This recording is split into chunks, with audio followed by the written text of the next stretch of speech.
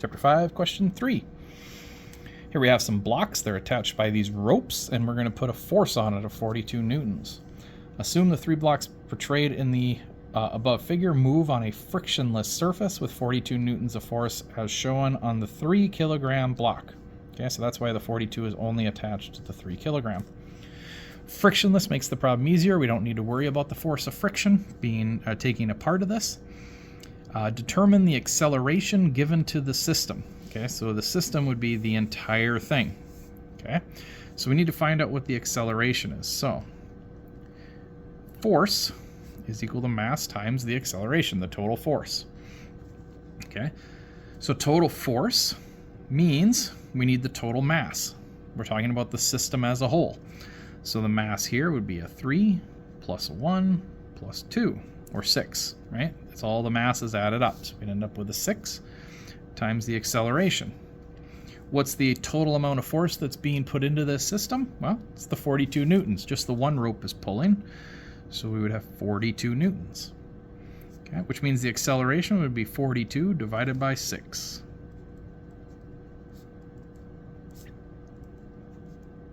Which is how we get 7. Okay, going on to the next part. Now that we know the acceleration for part A, we can now look at B. B says, what is the tension in the cord connecting the 3 and the 1 kilogram block? So that's this. That's this tension. Okay. So it wants to know that. Okay. Well, we know all forces are equal to ma. Now in this case, we want the force. We don't want to include the total force. We only want to include what we're solving for. We want the tension. Okay, so move this over so that our total force involves tension.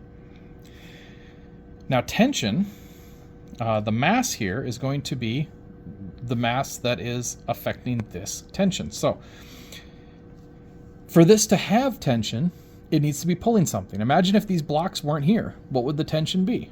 Well, nothing, because nothing is pulling on it. So these two masses, because they're attached here because of this tension and the whole thing is moving that way, this is what is causing the tension. So the mass that is causing this tension would be these 2 blocks. So 1 plus 2, or you just put 3. And then these 2 blocks, what's the acceleration that it moves at?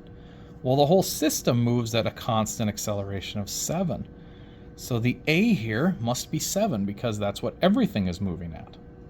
Okay, so the total tension would be 3 times 7, or 21 newtons. Okay, hopefully that makes some sense. So that's what we get for part B, the tension, 21 newtons. You have to look at what's causing the tension. That's the big key to this one, is what's causing the tension. Part C says the force exerted by the 1 kilogram block on the 2 kilogram block. Okay. So for part C, we're going to look at total force is equal to ma.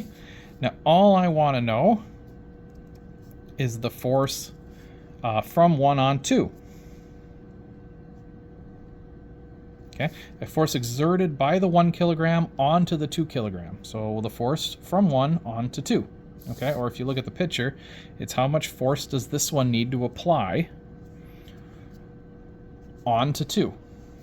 Okay, so again, we need to look at what is this force being driven by, right? Because we know all forces are mass times acceleration, but what mass?